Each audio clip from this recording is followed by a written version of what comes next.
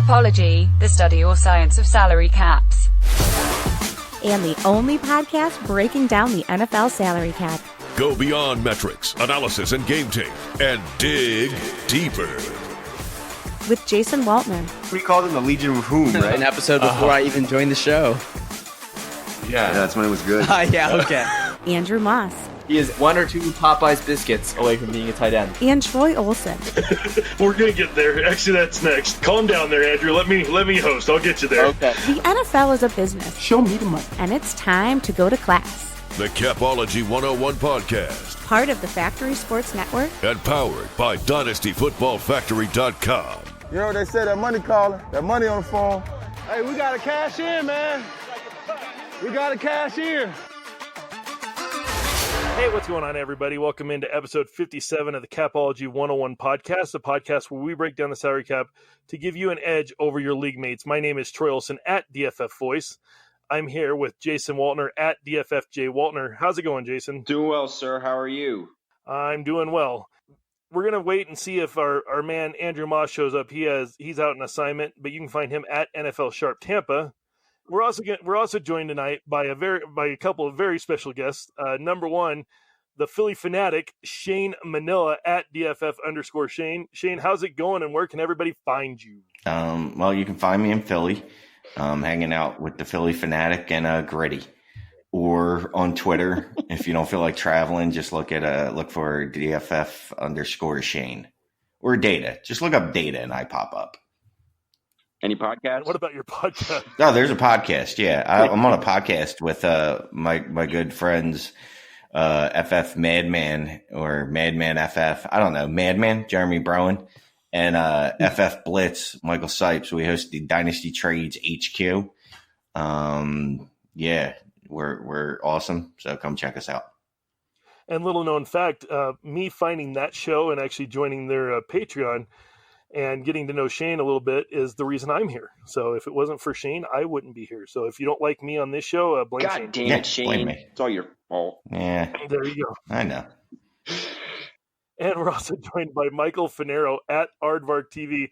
Mike, where can we find you at? Well, first off, if I think you don't like anything in life, you just blame Shane. Like if you don't like the lunch you chose, like blame Shane. You know, just blame Shane. That's default. Default. Blame Shane.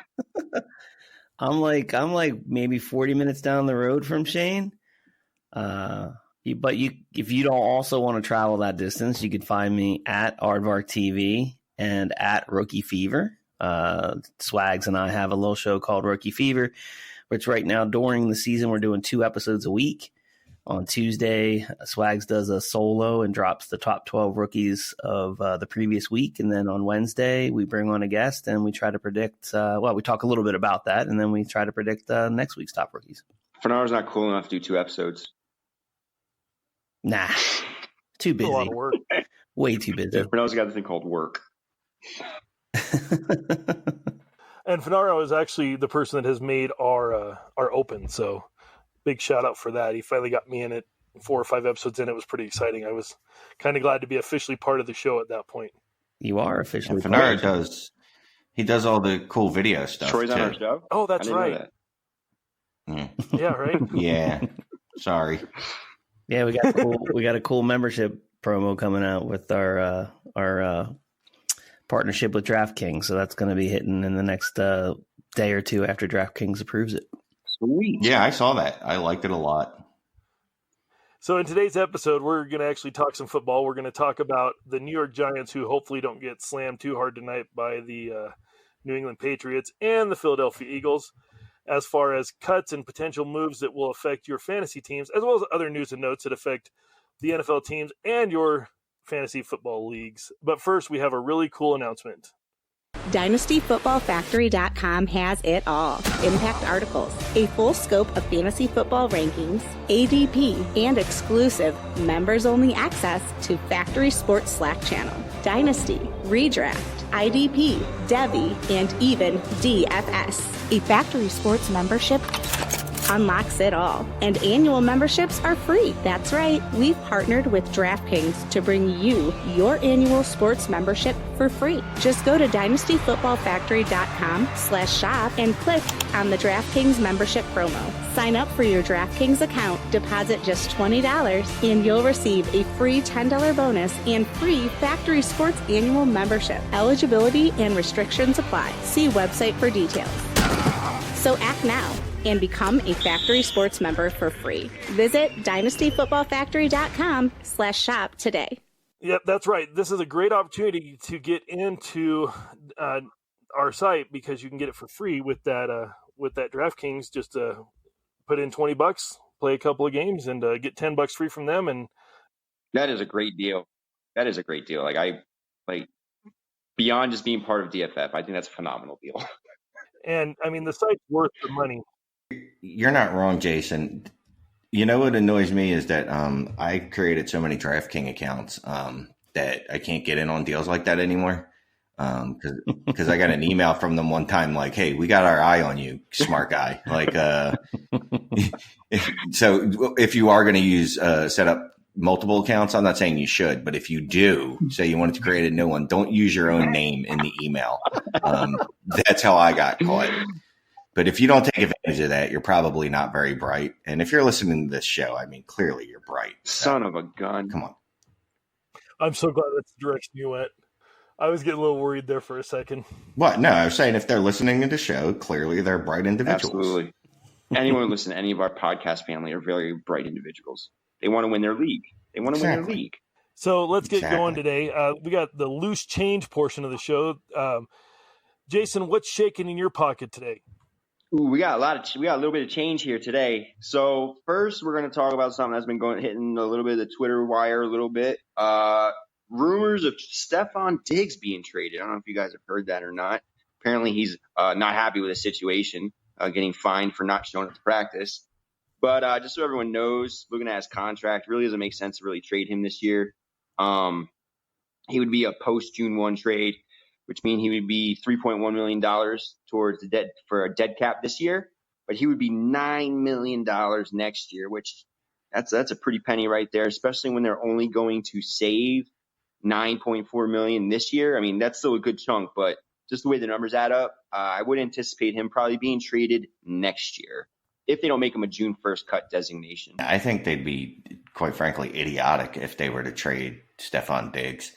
The problem isn't Diggs. The problem isn't Cousins. The problem isn't Thielen. The problem is that they want to run an offense from 1946. And it's like Adam Thielen said last week, you run a one-dimensional offense, you're easy to shut down. Defenses love when you do that. When you only have to worry about one aspect of an offense, that's great. So, I mean, if they want to choose Zimmer over winning, that's fine. I know some Minnesotians or whatever you call those people are probably, they're happy with the mediocre success they've had under Zimmer. They've been to one NFC championship and lost it. Okay. So I mean, if you're happy with that, I guess root for holding on to Mike Zimmer and trading Stefon Diggs, and hey, 10-6 seasons are in your future, baby, or maybe even 9-7. Kane, I can't think of his last name. Shane, maybe you can help me out. He's in the Patreon. Kane Fassel. Yes, he's a big Minnesota fan and was telling us how wrong we were about Zimmer the other day in Shane's Patreon, and I disagree. Former host Brian Hawks, huge Minnesota guy. So I like making fun of him all the time. But yeah, too bad, Brian, for those twins. My bad. I was just going to say, watch it, guys. Diggs is going to go off this week. Right? That's exactly what's going to happen. He should. But so next, we're also going to bring up Mr. AJ Green. I'm pretty sure everyone's heard him of being in some trade talks. Two teams that have come up have been the Saints and the Pats. He is in the last year of his deal. And he'd be really, really more on the cheap side. I think he's only due at like just under $12 million base salary. So whatever team would be getting him would cut off 5 game checks, and that's how much they'd have to pay him. So he's a guy who might be on the move as well. Last year of his deal too, and he's also 30. So I don't know what they're going to do over there in Cincy, but it looks like they're hitting the reset button on that team. Yeah, I mean, You got Diggs there, or Diggs, Jesus Christ, Shane. We just talked about him. You got Green there. He's old, 30 years old. I mean, I can't really blame Cincinnati for not wanting to pay him because that's a loser of a contract, even if you get 2 good years out of him, which, I think is debatable at this point with how often he's injured. So if I were them, I'd be looking to deal him too, or, whatever, let him walk in free agency and just get a comp pick for him. Absolutely. Jason, quick question. I remember talking about this on Rookie Fever because since he picked up 2 running backs in the draft, and it made me look at Mixon's contract. And I was kind of speculating before the year started that Cincinnati might begin to do something like this where they start letting some players go, including Mixon. You don't happen to have that information handy, or you don't know it off the top of your head, do you? I think he's like let goable. He is, but he next year. I mean, they can cut him this year and they probably save about $400,000. They can cut him next year and they probably save out $1.5 million. But him being only a $1.73 million cap hit next year, and he's so cheap. Gotcha. You know what I mean, at this point for his production. So I wouldn't see them getting rid of him. Plus, I'll be honest, he's pretty much all they got.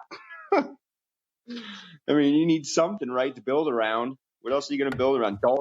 Dalton's going to be gone soon, probably. AJ Green. They got Ryan Finley. There we go. AJ Green's about to be gone. So, I mean, you need something to build around. So, yeah, I wouldn't see that. Hey, he's a nice piece. One thing I was speculating on is hopefully maybe since he would get smart, pick up the phone and call Washington for Mr. Trent Williams. I don't think, real quick on Trent Williams. I know everyone's yelling at every team with a bad line to trade for him, but idiot stupid head, the Washington, the Washington racial slurs GM just came out and said after they fired Jay Gruden at 4 a.m. that they had no plans on trading Trent Williams because and he didn't say it, but reading between the lines, mostly because they're ignorant assholes and they want to know a good move if it smacked them in the face. So I think, just out of spite, Washington won't trade. I mean, while we're talking about Washington real quick, I think it's hilarious how they fired Gruden. I mean, he did suck as a coach, but I mean, wasn't one of the big reasons too because he didn't want to play Haskins? And what's Bill Callahan not doing this week? Well, the fact that Bill Callahan's now their head coach tells you all you need to know about that organization. Hey, that organization is a joke. It's just I don't even remember the GM's name. What's that idiot's name? Bruce Allen. Dang it! I forget. Man, I just forgot. Thanks. Bruce Allen. Who? Bruce Allen. Yeah. Bruce Allen. That's it. Snyder. How that guy saw his job. Whatever. He's hey, man, listen, last time Callahan replaced a Gruden, what happened? They went to the Super Bowl. All I know is I don't ever want to hear about Bill Callahan because he destroyed Nebraska football, and I still haven't recovered. So he's terrible. He's been terrible everywhere he's ever been. The fact, he even had a quote where he came out and said basically he's not worried about yards per carry. He's just worried about rushing attempts because rushing attempts win football games. Oh, like Jesus Christ! Like you're that stupid old school guy, huh? Like you think that because you have 30 carries, that's why you won the game, not because you were winning. Yeah, that's whatever. So good luck, Washington fans. Combining a couple more of these because they kind of go the same direction. Denver's probably going to be sellers. Obviously, Emmanuel Sanders is a big part of their team, and Arizona is such a flux team right now. But Larry Fitz is in his last year of the deal, as is Sanders. They've both been linked to New England as well because New England's going to have 9 wide receivers and O.J. Howard's going to go play tight end for them because everybody goes to New England apparently. That would really help my O.J. Howard shares, I won't lie. But, Jason, I mean, just kind of give us an overview on how many of these players likely end up in New England and can New England even afford them because they're the mystical, magical team we always talk about when we're talking about the cap and how they do weird things with their cap to make things work. Yeah, they can definitely get all these guys. They could probably get both of them if they really wanted to. I don't know if that would happen. But it's just really interesting with Sanders and the fact that when he was actually a free agent in 2013, or he was a restricted free agent in 2013, which is a long time ago, but still, the Pats actually tried to sign him and Pittsburgh matched. So, I mean, if you want to try to put a tie in there somehow. And then Sanders is also in the last year of his deal. And like you said, it's likely Denver's going to be some sellers towards the trade deadline. So I could definitely see that. I mean, Larry Fitz, I'll be honest, that's probably just more pipe dream than anything. I mean, I don't even know if he wants to leave Arizona. I know he's always said he wants to stay at the one place for his whole career. He's in the last year of his deal too. So, I mean, that's just more of a guess, or just, I guess, like I said, more of a pipe dream. But the Sanders thing, I can definitely see happening, is because they tried to actually sign him at one time. Yeah, I mean, Fitz isn't going anywhere. Fitz doesn't want to leave Arizona. If he wanted to, he would have left already, and he's got enough clout there that if he ever wanted to leave, he would have just went to the owner before he died and said, "Hey, can you trade me?" Not now, because that's weird. He's dead. You can't go to talk to dead guys. But he could have asked him and traded at any point. He wants to be there. I mean, he's made that known. When there's rumblings like 5 years ago about him being traded to Philly, he pretty much quashed those on his own. He's not going anywhere. He wants to finish his career there. I feel the same way about Green. I don't think Green's going anywhere either. I think Green and Fitz stay exactly where they are. They've been there, and they like where they are. I get the last year of the deal stuff, but I think that's just rumors right now. I think Green wants out, and I think that's why he's not healthy yet, is he doesn't want to play in that mess that is Cincinnati. But I could be wrong, but I mean, it feels like he wants out. Yeah, I think he wants out and I think he's showing because one, Cincinnati didn't want to, talk contract with him. But also he's taking his time coming back. He's not in any rush whatsoever, Watch, it'll be funny. Once he's traded, then all of a sudden he's going to be ready to play. Yeah, which, you know what, though? Oh, like the next I'd be the same way. I tell you right now, if I was a football player and you didn't want to pay me, all right, that's fine. Oh, I pulled a hammy. I can't go tonight. All right, I got a headache. Sorry, honey. Not tonight. Yep. So this isn't on our sheet, and I don't know how much we can talk about this because it's happening right now. But Brandon Bolden just took a touchdown away from Sony Michel. Do the Patriots hate Sony Michel? Is he even ownable in fantasy football anymore? Sony Michel?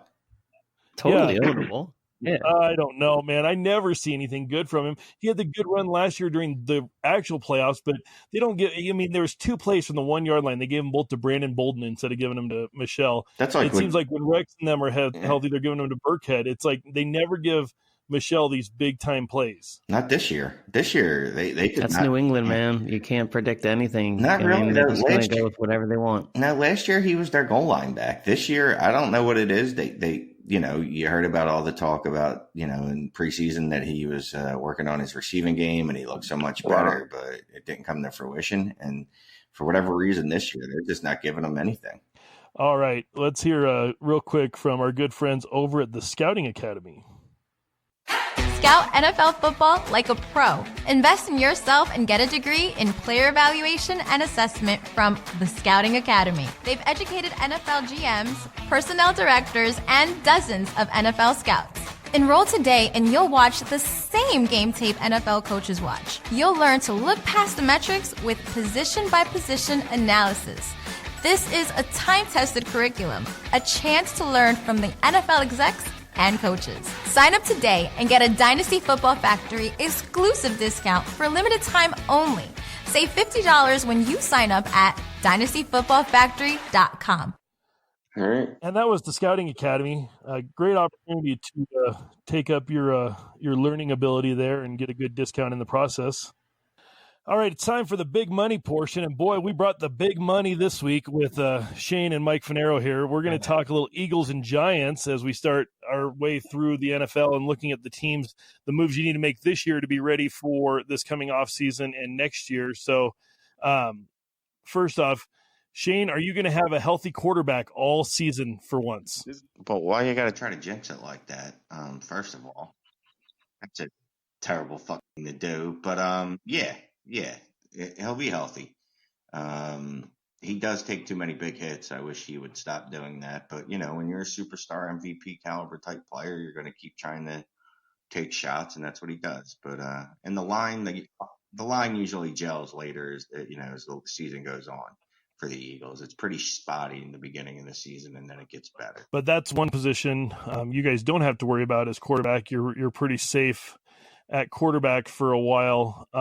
However, there is a position that they need to start playing the right guy in, and they are not currently doing so, and that's at running back. How much longer do we have to put up with Jordan Howard as the primary back for your Philadelphia Eagles? Well, as long as he's, picking up 5 yards a carry, he's going to be the primary back at this point, which is what Peterson was saying this week. Problem is Sanders was given the chance to basically eliminate Howard, and he didn't produce, unfortunately. And then in the best game that he had against Detroit, statistically, at least up until that point, he fumbled twice, which, that's going to get you put on the bench, and that's what happened. And they gave Howard a little run, and he showed that he could handle it. So unfortunately, this is going to be the way it is for a little bit. But on the good side, Sanders is an excellent receiver, and they're using him out of the backfield in that role, and he's still picking up, about 8 to 10 carries a game. But you're going to have to deal with it a little bit for a little longer. Well, the interesting thing is actually, believe it or not, Miles Sanders is the only guy who has a contract beyond this season. I already knew that. Boston Scott as well, who will be playing this weekend. Oh, he's not even on there. Yeah, he's on the practice squad. Yeah, Got so Darren Sproles is going to be out a couple weeks, and it looks like Corey Clement's going to be out as well. So they're going to have to call up Boston Scott or just go with 2 running backs and not have anyone to return kicks. So should we start buying some Miles Sanders or what? Because I remember at the beginning of the season, you were saying how, everyone talked about RBBC with the Eagles and how they only did it because they had to, and now they got Miles Sanders and they shouldn't have to. And I'm guessing his play the first 5 weeks is kind of putting you on pause on that, huh? No, I'm still buying him. I still think he's a much superior talent than Jordan Howard. He's doing things that all rookies do. He dances behind the line a little too much. And it's not college football. You can hesitate a little bit in college football because you're not dealing with the elite, the most elite athletes in the world like you are in the NFL. So once he gets that out of his system, I comp it to what Marlon Mack was in his rookie year. Marlon Mack was a guy that kept bouncing it to the outside. Well, he's trying to do that, and he, and then he's, like I said, he's dancing behind the line. But once he gets that out of his system and just starts hitting the hole, he's going to be fine.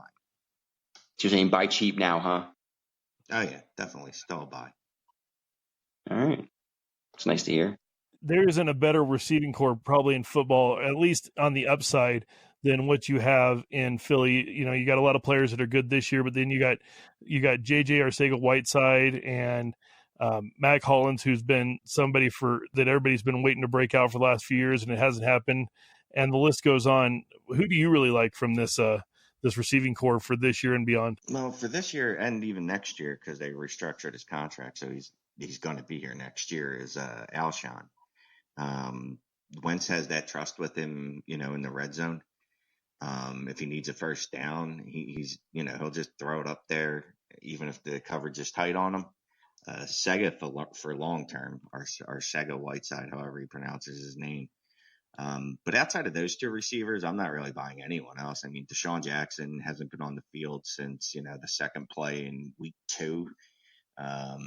Nelson Aguilar, he put up decent stats for a couple weeks, but he also fumbled and had a bunch of drops.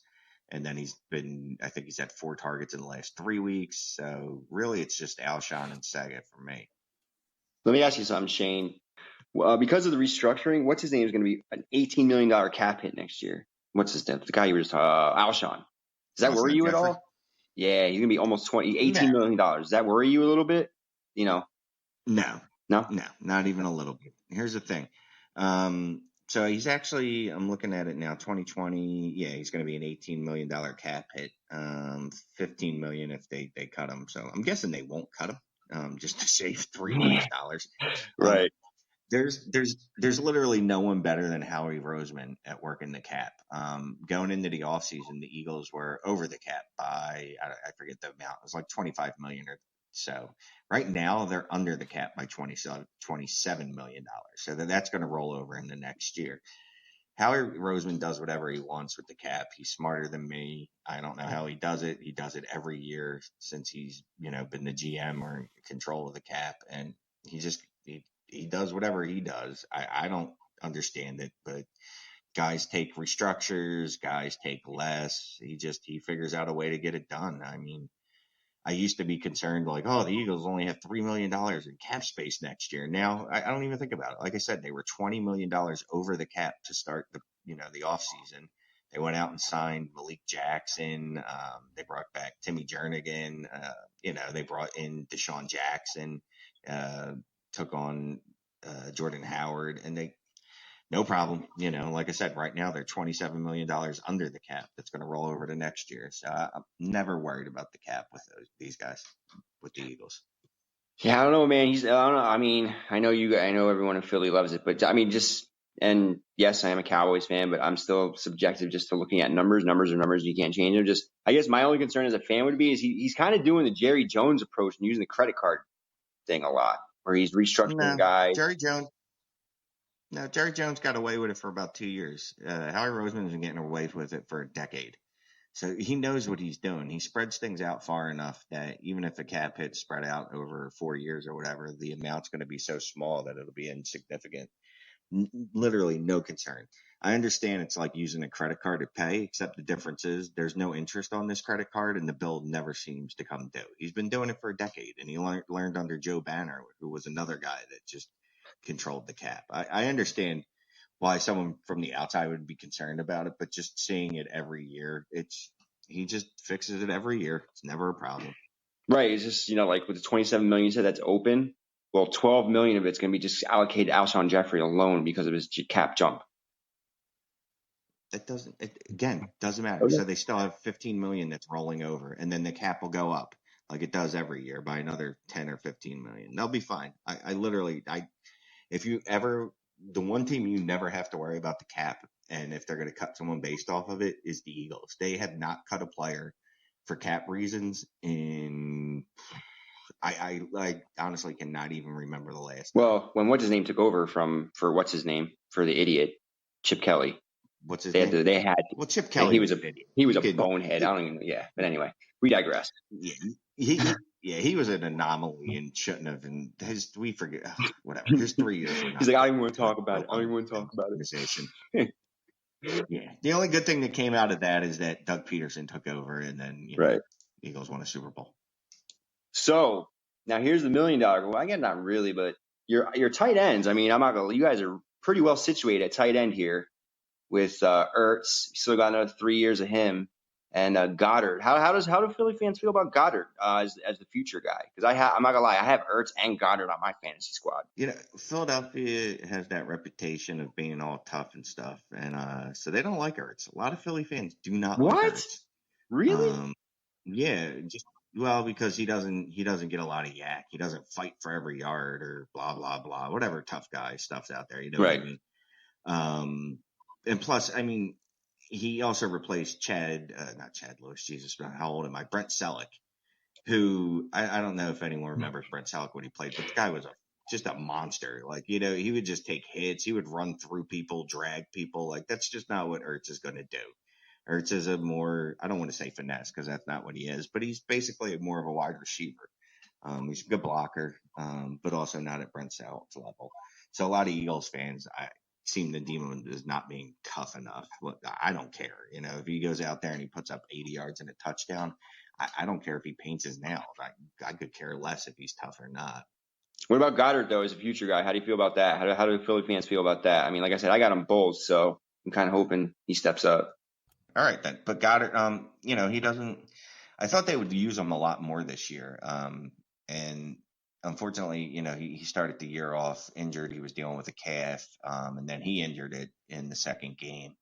So he wasn't really able to take advantage of the opportunities when Alshon and Deshaun were out, because that would have been nice at that point to run a lot of 12 and see what him and Ertz could have done together. So he just hasn't had a lot of opportunities. If he ever gets the chance, and it's looking like the soonest it'll be is 2021 to take over, I think it'll be great, but who knows? Yeah, their contracts actually coincide. They'll both be free agents in 2021. Yeah, so, what are you going to do? I mean, you could let Ertz walk as opposed to paying him whatever, the salary will be at that point, and pay Goddard less because he won't have obviously have the stats.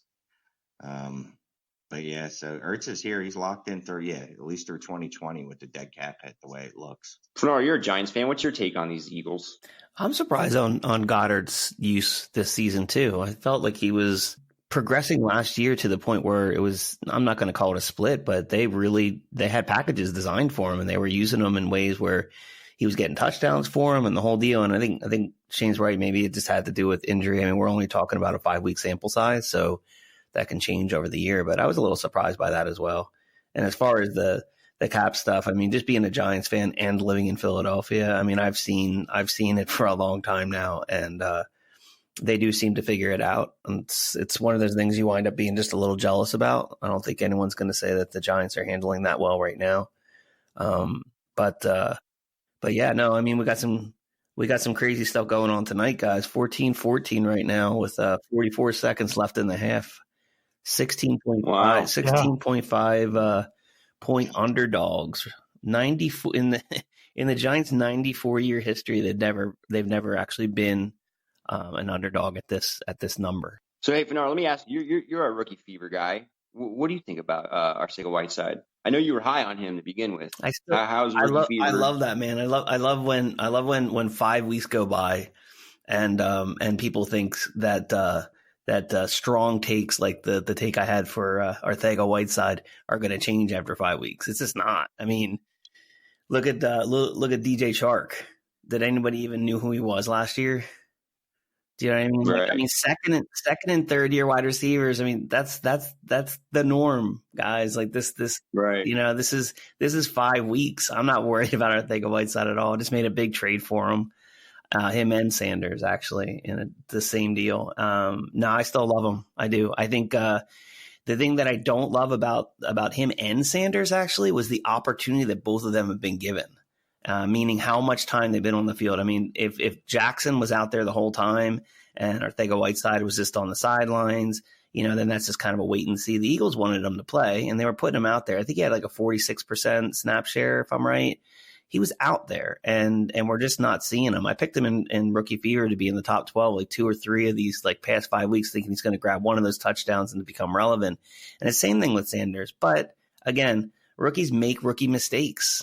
It happens. Some people pick it up right away and they're just average, but they're out there and they're producing and they have like a reliable line. And then you have these other guys that are just ultra talented, and there's other talent around them. They have to earn their spot. Every coach handles that differently. You know what I mean? Like, we're talking about 5 weeks now. My take hasn't changed on Arcega-Whiteside at all. I'm trying to find here Arcega-Whiteside snap counts. One of our guys tweeted it, and I cannot for the life of me find it. It's going down. But he had like. Well, he was in like for 17%, 16%, and then everybody was hurt one week, and he was in like 97% of snaps, and it was ridiculous. I'm still trying to find it here. But one thing I did want to bring up was Dallas Goedert was on the board. Everybody says he was on the board to be drafted by the Dallas Cowboys, which how great would it be to have a tight end? What they really needed a tight end, to get a tight end named Dallas to go to the Cowboys. And the Eagles jumped one spot in front of him to steal Goddard from him. At least that's what the rumor was. No, yeah, that was one of my favorite things of all time because Dallas. I mean, the only thing that could have made that better is if David Akers would have went down to Dallas and set AT&T Field on fire. So back to that snap count. So it kind of coincided with Deshaun Jackson going out. You're right. It spiked. It went from 7%, spiked to 93, but then the following game it went 72, which is still a really high number. And then the last 2 weeks it's been like 10%. So yeah, it's gone down considerably. He was actually the Alshon plugin because he is his doppelganger. Yeah. So, but it's funny though because I forget what play it was, but there was a play where Alshon and Wentz are just in sync with it, and they tried to run it with JJ, and it just did not work. And, it hit you then like, okay, this guy's uber talented. But, yeah, he's a rookie. It doesn't click for all rookies, immediately like you were saying. So he's another guy. If I could get him cheap, I love buying rookie wide receivers that don't produce, like Marquise Brown did out of the gate because – I don't expect them to. So if you expect them to, let me buy them off you. Yeah, everyone thinks, what year was it when OBJ and all them came out? 2014? Was that it? Yeah. Everyone thinks it's going to be that year. No, like you said, Fanaro, it usually takes about 3 years for a rookie wide receiver to come on. I mean, yeah, even just 2. rookie besides quarterback, freaking wide receivers. I mean, to me, and from what I understand, it's the second hardest position to transition from, just because you don't see nearly the amount of coverages in college that you do in the NFL. I mean, even just 2 years. I mean, we're so impatient as fantasy owners, It's and it's because there's outliers, the Marquise Brown and Terry McLaurin's. Those values are so high right now that we think that they're the only rookies that are going to hit. It's just not right. Matter of fact, I mean, you have to see what happens to players after a big boom. I mean, look at Baker Mayfield right now. Again, small sample size, but Baker Mayfield was all the rage coming into this season, and so was Cleveland, and it's middle and out. So it's probably somewhere in between for Baker, and I think a lot of rookies that come out either hot or cold, they're gonna there's a mean somewhere. We don't know what it is because they're rookies, and I think people just extrapolate a bad 5 games to someone maybe not turning out to be good this season. And even if that's true, it's this season. This is dynasty for most of us, and a wide receiver is an asset that you have for a long, long time. And I love Shane's take about these wide receivers that don't pop in year one. Go buy them, especially if you love them, if you love their college tape, or you just love their landing spot and they're just not getting the opportunity. I mean, there's fickle fantasy owners out there. Go snatch them up. Come the draft every year, and now this draft might be different. You may not want to trade out of it because it's supposed to be so good, but every year the draft is better, the year that you're in, than it was the year before, because it's new shiny toys and you can get all the toys you want. And so people are more likely to get rid of those first year players, especially if they're coming off a taxi squad or something like that. Maybe I can come on Rookie Fever sometime and talk about this more in depth, but I'm a big believer in draft running backs, trade for wide receivers. And Arcega-Whiteside is a perfect example why, because I mean, look at Devin Singletary. There was a stretch where you could have traded Singletary for a first round pick next year, and he's done nothing, and he probably won't ever really do anything. He's not really the prototypical back. He may break out for the Bills, but I don't see it. But you could have traded him for a lot, whereas the guys like Whiteside, you had to sit on them for a year or two and then see where their value's at going into that third year. Mm-hmm. Yep, and throw tight ends into that mix. Same deal. It's the tight ends. I mean, Kittle didn't pop off in his rookie year. You had to hold him for 2 years if you drafted him. It's one of these things. In 2 years is nothing for a tight end. So it's the same deal. I think there's enough outliers where we get damn finicky as fantasy owners about like just not doing stuff, and we start talking on podcasts and say, oh, this guy's not showing up in 5 weeks. His value's way down. In my mind, that of course, perceived value is a real thing. Absolutely. So if the perceived value of Arcega-Whiteside is down, then that goes back to what we've been saying, like and what you just said, Troy, which is be aware of that and be aware of your own value. Like you felt as like the way I felt about AJ Brown coming in. We all hated his landing spot, but many of us loved AJ Brown as a talent. And it's one of these things where you do have to hold fast to your own beliefs coming in. I mean, that can change based on what you see in the NFL. I mean, players do fall on their face, but 5 weeks is not the same. Shane, didn't you take AJ Brown like a top 4 pick in a fantasy draft before a fantasy rookie draft that came out before the draft that you guys had done your draft before the landing spots hit? Yeah. And then when he got drafted there, it hurt like a son of a bitch. And then, you take a step back and realize, all right, well, so what are we looking at? He's going to have a bad rookie year. Exactly. Well, he was probably going to have a bad rookie year anyway because he's a rookie. So, yeah. And then you just start to look at it long term. And but obviously, and if they get a new quarterback, well, hey, I don't even know if it's Mariota or if it's just that offense in general at this point. But, basically, if something changes there in the offense to improve either the quarterback, however they improve the quarterback position, whether play calling or a new quarterback, whatever, his situation improves vastly. And he's talented enough that we've already seen he can take, 3 receptions and have 3 receptions and 2 of them be touchdowns. So he's got that type of talent. So if I'm getting this right, Shane, you're saying buy Sanders, buy Whiteside, and and AJ Brown too. Go buy him. All right, how are you feeling about Goddard right now? I mean, are you like kind of like lukewarm on him? Or are you saying to go get him? There's no opportunity there until 2021. As long as Ertz is going to be there, it's fine. It's just unless Ertz goes down, I'm not going to handcuff a tight end. If I can get Goddard, fine, but I'm not going to go out of my way to grab him. 2021's 2 seasons away, so you got to go through all this year, all of 2020. If you can get him as a throw-in in a trade, or is not the centerpiece, that's fine. Grab him. Just understand that he's probably not going to pop for you for a little bit. The one thing I do love that Philly does is they identify guys they want and they sign them early. So I would say don't be surprised if you see a contract extension the year 2020. Yeah. On the cheap. I mean, even this year, they might do that. I mean, I forget who they just did. I don't think they can yet. I think they have to wait till next year. You're right. Right. So I think they can do it next year. But still, like Philly, and as much as I hate to say it, but that's the one thing I've always loved, how they identify the guys they want and they sign them a year or two early. And that's one thing, honestly, I do not like as a Cowboys fan, is how Steven just he'll sit on his hands a little bit. And sometimes, that can cost you millions of dollars. Well, yeah, I mean, you just look at the situation where, they give all that money to Zeke. They don't give a contract to Dak, and they didn't give a contract to Amari. And now Amari's playing out of his mind. Dak's, kind of falling back to earth, but I think he'll be fine. And at the end of the year, he'll have 32 touchdowns or whatever between rushing and throwing.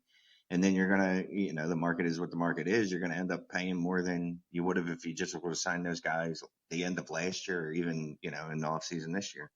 It's just not a smart way to do business. Like you're kind of hoping that the players don't play to their potential so you can underpay them. Where the Eagles are like, look, we're going to underpay you right now, but it's still a lot of money because, you haven't really proven yourself yet. And if it ends up the guy hits, you did well. If he doesn't, well, the contract's not that bad. Well, the thing that I'm hearing actually is that Dak and Amari don't want to sign contracts now because Dak wants to see how much Mahomes is going to get. And Amari wants to see how much, these other top receivers that are about to be free agents are going to get too. So I'm hearing that they actually don't want to sign deals right now. Look, if I was Amari Cooper and I just shredded Alexander the way I did and hit him with a Madden circle move, the spin, I'd be like, nope, you can wait till the end of the year after I put up 1,500 yards and 12 touchdowns and then try to re-sign me too. That was an amazing play, by the way. And then by then, someone else will sign some crazy contract as a receiver, just upping up his value even more. So, yeah. Good thing we have about $85 million in cap space. Yeah, and Dallas is going to have, contracts.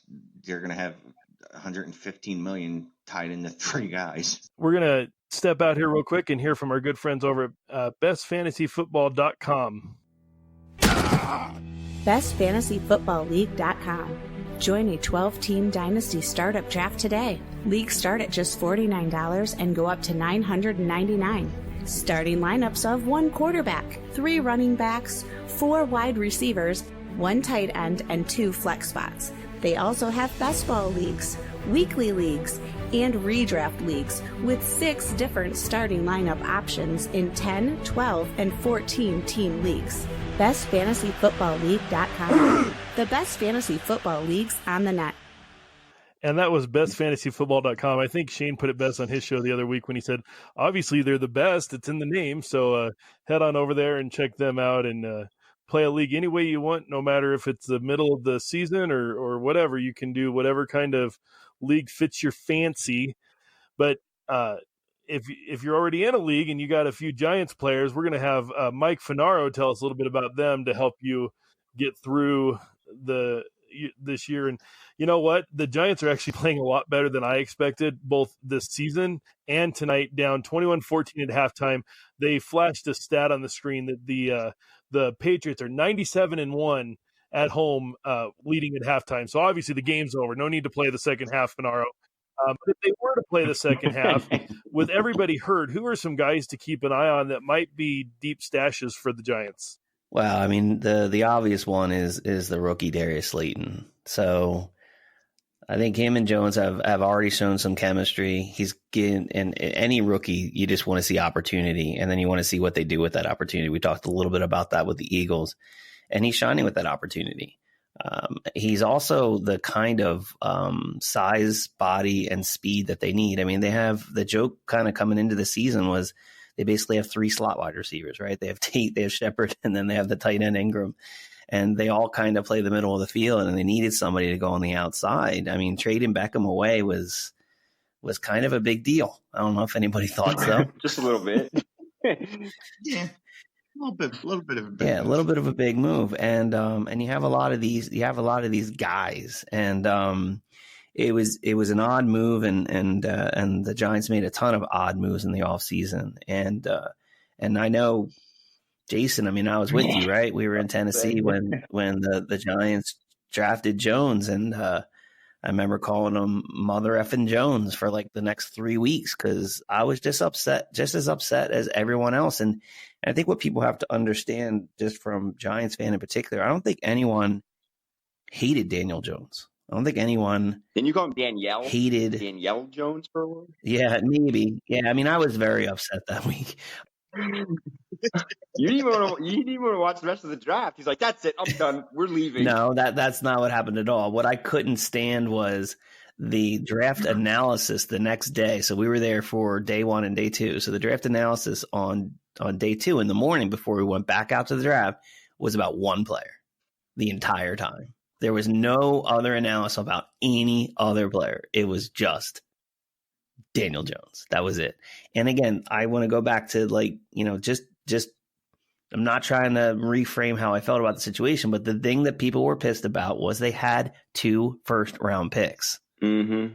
And they picked them at 6. That was the thing. I mean, that was what upset everyone, right? And then to pick that quarterback, sure, you add that gravy on there, but that was the real thing.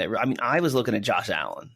I wanted a D end, and Josh Allen got picked, I think was the Jaguars, the very next pick at 7. Mm-hmm. And we needed a D end, and we still need a D end.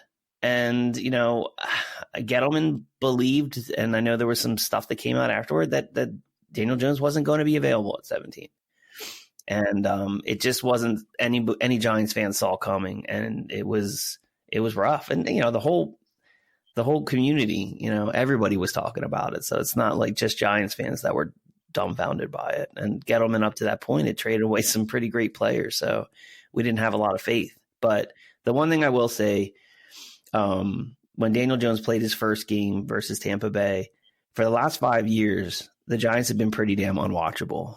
I continue to watch them as a Giants fan. It is really tough to watch a team be so horrible and just so bad. And when Daniel Jones was flashing a little bit in preseason, I have to admit, like when they finally decided to pass the torch and we got to see Daniel Jones in the first game, I made sure I was there at kickoff. I made sure that I was in a place where I could watch the whole thing. It was a whole different change for me, and I'm seeing that change in the team. I'm seeing the defense play better, and that's what good players can do. Good players can rally a team, and there's something going on right now with him. And I'm not saying that he's great, and I'm not saying he will be great. He could just be a good quarterback. But there's something very different in New York, and it's but because at the end of the day, Gettleman likely got played, and he took him earlier. Like you said, he took him earlier than he needed to, which cost him another good player. Yep. And that's the unfortunate part, because if they would have taken him at 17, I don't think there would have been nearly the backlash that he's gotten. And he seems to be one of the truest, nicest guys. I didn't watch the actual draft. I watched it, but I had it silent. And then on the computer, I watched ESPN's version with Mike Golick Jr. and Mina Kimes, and they were losing their minds over that pick. And then they had him interviewed on that show, and Mina had been just dressing him down for weeks, that if the Giants actually take him, how stupid it is, blah, blah, blah. And it's nothing, of course it's nothing personal. She's just doing her job, and she's right. I mean, he wasn't the right pick at 6, and unfortunately that's going to be something that Gettleman has to live with. Now, if he wasn't such a jerk, it might not be so bad, but he's just such a dick, and the way that he's treated analytics people and everything else, and just acted like he's so much damn better than everybody else, that doesn't help matters either. And so just because of that attitude, then you want poor Daniel Jones to fail, not because you're mad at Jones, but because you're tired of Gettleman's antics. But moving away, staying with the quarterback, actually. So they draft him, and then the next move that should have happened was Eli Manning should have been cut. And Jason, you can correct me on this, but I believe the cap hit would have been about $18 million. And I don't understand how you keep Eli even half of the season. I think at this point, if you're going to take Jones number 6, you got to save the money, especially after the trades you've made with OBJ and whatever else that's hurt your cap space. And you've got to let go of Eli right off the bat. Is that not the right move, or are you glad, Fanaro? Are you glad that they held on to Eli as long as they did, or should have they just started the season with Daniel Jones? There was a question in there for Jason and me, but I'll respond to the part where Eli's a very big part of the New York culture right now. Unfortunately, the owner is, to be honest, I was a little surprised that Eli got pulled as soon as he did. I had predicted that it was going to be after the bye, that it was probably planned ahead of time, that they were going to, just kind of gracefully after the bye say, okay, we don't have a chance here, so we're just going to move on to number 6. And I was a little surprised they did it as early as they did, but I would have been even more surprised to see them cut him. And I think honestly, dude, I think sometimes in football, and I know we don't believe it because we see so many people like Belichick and New England just cut people, because it's all business, right? Jason will say that all the time, but I think there are certain players where there's a relationship there. Like and I think Eli Manning's one of those guys. You think they did him dirty? Heck yeah. Come on, man. I mean, I get it. The guy by pulling him this early. Yeah, I mean, sure, the guy wasn't playing well and everything like that, but at the same time, by playing him this year, I mean, granted, everyone loves everything that's going on with Daniel Jones right now and as a Giants fan. But I mean, wouldn't you have been excited? Eli's in the last year of his deal. They're gonna shed $23 million next year when he's gone. I mean, wouldn't you have been a lot more excited if potentially, you didn't know Jones didn't play? I mean, let's face facts. They probably have been worse than they are now. I mean, with Eli, I don't even know if they might have had one win by now, maybe not even one. But wouldn't you have liked it maybe if because with the way they're playing now, I mean, they look like they could be maybe like a 7-9 team around that area where they could possibly undraft themselves out of Judy. So, I mean, wouldn't you have loved to maybe next year they would have had a top 3 pick and they could have drafted Judy to go with Jones, and you got your new Odell Beckham Jr. and now you got Jones and you're starting the season with 2 new guys, and you know what I mean? I don't know. It's crazy. It's crazy, Jason. I don't know whether we had a conversation about this or not, but that's exactly how I felt.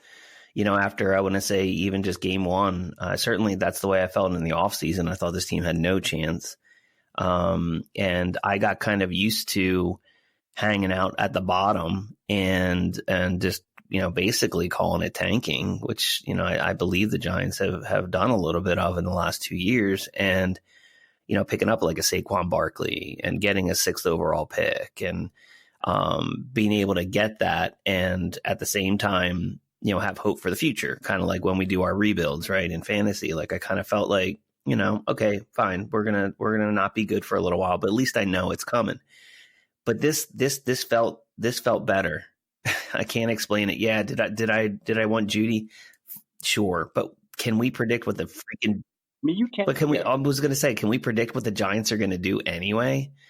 I mean, we just talked about how surprised we were, what they did with 6 and 17. Like, they could be in position to have Judy next season and not pick Judy. Like, it's what you and I want. It's what Giants fan probably want. They want to replace Odell Beckham as soon as possible. But this, honestly, man, after the last 5 years and actually being on that tank train that I was on, okay, I get it. We have to wait. We have to, get it a high pick. And, oh my God, we could get Saquon Barkley. How exciting would that be? That was all cool, but this is better. This is playing football. This is, going up against the juggernaut New England Patriots. They're still going to lose, but they're making it competitive. They're not supposed to be close. They're supposed to be behind by 21 right now. That, to me, honestly, dude, this is way more interesting. This is what I signed up for as a New York Giants fan, as a football fan, as a fantasy football guy. I want to see competitive games. I can't watch 16, 17 weeks of just direct. I just can't do it. I've been doing it for years. Next year you guys only have 3 guys under contract: Shepard, Tate, and Slayton. So it looks like they're going to have a whole new wide receiver core anyway. So, but Shane, what are your takes on Daniel Jones in this whole situation? No, I thought he was trash. But much like when everyone thought Josh Allen was trash, I made sure I picked him up in Superflex leagues. because he kept falling to the end of the first round, which is ridiculous in a super flex league when a guy's drafted that high. He's looked good. I mean, he's fumbled a little too much. He's a little careless with the football, but I'll tell you what, he seems to be about 1,000 times better than whatever Eli Manning was. So I like him a lot. He's made, and I did, like Michael was saying, I like him with Darius Slayton. That's a guy that Darius Slayton, unfortunately, I had to start in a bunch of places today due to injuries and, well, all the Giants being injured. So, yeah, pretty much. Like there's just all of them. Yeah, it was easier to say who wasn't on, who wasn't rolled out than who was this week. So I like Jones. I've got him in a bunch of leagues, and I found that you can get pretty good value for him in trading too. So I'm a big fan of him now. But I thought he was trash when they drafted him. But I've got to see him play. He looks pretty good. He has amazing poise. He's just super poised tonight on a short week. Oh, and I say that and he throws an interception. Yeah, but he also, prior to that, and that's going to happen. He threw that dime. Yeah, I saw that. To Golden Tate, over his shoulder, let him perfectly so that he could, score after he got the ball. And he's done that. I mean, and he's going to make some mistakes because he's a rookie and he played at Duke and he's never actually played with good football players. So, that's going to take some getting used to. But luckily for him, the Giants didn't give him too many good football players to play with. And he's a rookie. He's never seen these coverages. And not even that, a Bill Belichick defense. I mean, come on. You know what I mean? Like, what can you expect? There's that. And he's 22 years old and he's up against the best defense in the NFL right now. When he did come out that first week when he was playing Tampa Bay and then even the next week when they utilized Goldman, the one thing I was thinking was, have any of you played baseball when you were kids? Yeah. All right. You know that thing you put on the bat, it was called a donut. Yeah. So you put that donut on the bat, it makes the bat that much heavier, right? And you have to swing it. So that the theory is you take the donut off and your swing's faster. I'm just wondering how much better Daniel Jones's game is going to be when they take the donut off and they get Barkley back. Basically, hey, you know what? Now you actually have a decent quarterback there too. So you don't just have to use Barkley on dump offs, and you can actually split Barkley out wide again because he's that good of a receiver, and actually use him as a receiving threat instead of like just a screen back or a dump off guy. So yeah, it's going to be really interesting to see how it looks. Unfortunately, it looks like Sterling Shepard's going to be out for a pretty good amount of time with multiple concussions in the last 2 or 3 weeks and a history of concussions. But getting Barkley back there, yeah. And the Giants are easy to talk about because their quarterback situation, what's going on for the next few years because it's going to be Daniel Jones for 5 years and you're going to get that. And you have Barkley and, until his rookie deal is up at least. And then like we talked about the receivers, it's going to be a whole new receiving core next year, except for the few that you mentioned. But there's a guy that I like, and I've liked him for a long time. I was kind of ahead of the train on Evan Ingram. How big of a deal has he been for the Giants? And I think he's got 1 year deal, 1 year left on his rookie deal, right? And then do you foresee him being a longtime Giant? I do. Yeah. I don't know the contract status. We'll go to Jason on that after this, but I mean, he's a wide receiver. We all know it. He's not much of an inline tight end. And as a wide receiver, I mean, he has feasted off of opportunity, and I think he's going to feast this year with that same opportunity. We're talking about, again, Shepard with the concussions. Slayton is just a rookie. I think Tate coming back so Tate's back tonight. He's almost up to 100 yards already. I mean, it is the third quarter, but he has a touchdown and 95 yards. So Tate coming back, Slayton developing the way he is, then Ingram as your second wide receiver / tight end, and then Barkley. You have enough.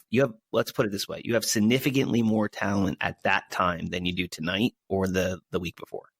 Jason, what's Ingram's contract like? Contract? Yeah. Well, he was a first round pick, so they have his, so they have your option in 2021. So he's on the team for at least till 2021. Let me just ask you. I mean, I don't know. I mean, I know he's hurt now, but it seems like he does get a little dinged up here and there. Does that concern you at all? Maybe not as bad as a Josh Reed, but I don't know. I'm just asking this because, like I said, it just seems like he's been dinged up at least a few times in the past couple of years. I mean, it is football. Yeah, exactly. I'm glad you added that last part. I mean, all these guys get hurt. You can project a lot of players Right. for not finishing 16 games, including quarterbacks. Look at all the injuries we've had this season. But Ingram, that's a good point, man. The guy has he's definitely struggled to stay healthy. I start getting a little worried when and maybe Shane can attest to this or not. I know that Jeffrey used to have a kind of a reputation for coming back very slowly from an injury. So with Ingram or any NFL player that seems to be out a little longer than a prognosis or longer than they should be out for, kind of like, we're speculating with maybe even AJ Green right now. Those are the things that kind of worry me. Those kind of quote unquote soft players. I'm calling them soft. I would never be able to do what they do. So I'm not calling them soft compared to me, but compared to the people that they go out in the field with and go to war with every single week. There's some guys that just kind of milk those injuries a little longer. That's my little concern for Ingram, because I feel like these haven't been very large injuries and he's missing a decent amount of time on them. So I just hope he isn't too Alshon soft. Jeffrey, prior to coming to the Eagles, would have a soft tissue injury every other week with the Bears. And if he didn't miss a game, he was questionable a lot, which was one of my concerns when he came here. But the only time that he's missed with the Eagles, they've been legitimate injuries. Like he had that rotator cuff surgery after, tearing his rotator cuff and playing through it for a season and helping the Eagles win a Super Bowl. So basically, I don't give a fuck if the guy takes off every other week at this point. He helped the Eagles win a Super Bowl. He can do whatever he wants. But that said, for whatever reason, the soft tissue injuries that he used to have seemed to disappear since he's gotten to Philadelphia, which is weird because the Philadelphia training staff isn't known for their crackability. We'll just leave it at that. But for whatever reason, it's gotten better, which is weird because you just generally don't see that in a lot of players where something like that goes away. If it's soft tissue injuries repeatedly, that does concern me. If it's breaks and whatnot, that happens. There's really nothing you can do to control it. Like Diggs is one of those guys. Yeah, he's another soft tissue guy. But last year I don't think he was on the injury report as much. I know he didn't miss any games. I don't believe. He had a real healthy last year, and he's been healthy this year too. Even if he hasn't been thrown to. Well, it's the same deal, Jason. Just to go back to what we were talking about with injuries. So Dalvin Cook, right? He was a guy who can't stay healthy. Freaking stud right now, right? Yeah. Mm-hmm. Yeah. So it's one of those things. I mean, you can worry about it, but there's guys there's guys where I'm like, I wonder, right? Let's say the Jeffrey thing was more like we're claiming is going on with the AJ Green thing. These guys that don't want to play for a team can just sit out, right? Jalen Ramsey. My back's right. Perfect example, man. Perfect example. So I think sometimes it's more like that. So I'm actually kind of hoping that this Jones and this turnaround here, which I see happening with the Giants right now and their defense. Jones has nothing to do with the defense, but if all of a sudden the players feel like they're playing for something, maybe they're not out so long. I mean, with Eli Manning, I could see Ingram sitting out a week or two extra. Right. So from what it sounds like you're saying, obviously Jones is Jones, Barkley's Barkley. So it sounds like you're saying buy some Slayton. See, the thing is, I think the Slayton price is high now. You know what I'm saying? Like, I feel like that time has come and gone. I'm not saying it's super high, but as far as buying Slayton, that time was like, that was in the off season when we all knew that these injuries were here. I mean, Tate was out for 4 weeks. Shepard was coming in with, was it a busted wrist or thumb? That was the time to buy Slayton. Right. Yeah, and the problem is when you get receivers that produce on either bad teams or a bad offense or a bad wide receiver core, coaches aren't stupid. They realize the only reason this guy's producing is he's the only guy we can put out there. You look at Robert Foster last year, who's a guy that I liked a lot, and I everybody did again. Yeah, and I'm like, oh no, he's going to be really good. Josh Allen's second year, and the Bills immediately went out and said, no, we're going to get as many wide receivers as we can, so that Robert Foster is never going to see a target. So I generally don't want to buy into any low pedigree wide receiver. Because again, it's based on the situation. It's easy to put up stats when you're the only guy there. It's like, the Kevin Love syndrome when he was in Minnesota. He'd have 22 I mean, I guess we'll see with what moves they make this offseason if they really believe in Slayton or not. I mean, that I've always been a big believer that, you know, sometimes it's in the moves that you do and don't make as well. And if they don't make any moves to bring in any, you know, other wide receivers, either via the draft or via free agency, I think that can kind of tell you everything you need to know about how they feel about Slayton. I mean, I personally, my ceiling for Slayton was the wide receiver 3 on this team. I still don't really see it any better than that. Dude, he's never over $1 million cap hit. Yeah, I don't. Yeah, so I think he could be a fine piece. I don't see him as a number 1. I think the Giants are going to be shopping for one in the draft. Want to hear something crazy? Eli Manning has made over $250 million. Good God. Been in the league a long time, man. It's been in the league a long time. Well, that's not even counting endorsements. This is NFL earnings. He shouldn't make money for the commercials anyway. He's horrible. So I don't know. It sounds like you're kind of wait and see. Yeah, man. I think a lot of Giants fans are that way. I think I'm watching these games a lot closer, though. I really do. This is a lot more. Everyone that already has their high values are pretty much like, you know, Ingram. You know, Slayton. You said now his value's up. Barkley, obviously, and Jones, his value's starting to go up as well. So it seems like the guys who have their value have their values, and then the other guys just seem like are a lot of speculation. I was telling people, you know, that this in redraft anyway, because obviously in Dynasty people already own Golden Tate, but in redraft for advice is like, you know, you got to pick up Golden Tate like 2 weeks ago because Golden Tate and Jones had a great connection in the preseason, and Golden Tate's probably the best wide receiver on this team. Mm-hmm. I mean, I hate to say it, but that I say I hate to say it is because that's still not really great. No. I mean, Golden Tate in his time, maybe that was all right, but yeah, this is a Golden Tate that couldn't last a year on the Eagles, and but he's the best wide receiver on this team, and he's gonna have a nice second half of the season with Jones if he stays healthy. If any of these guys stay healthy, right? Yeah, it seems like the earliest he could legitimately be cut without using a June 1st designation is 2021. You guys would save $6 million in letting him go. Wow. I mean, they can cut him next year as a June 1st, and you know, it split the dead cap of $7.5 million, which, I mean, they still would probably save. I'm just waiting for this thing to come up.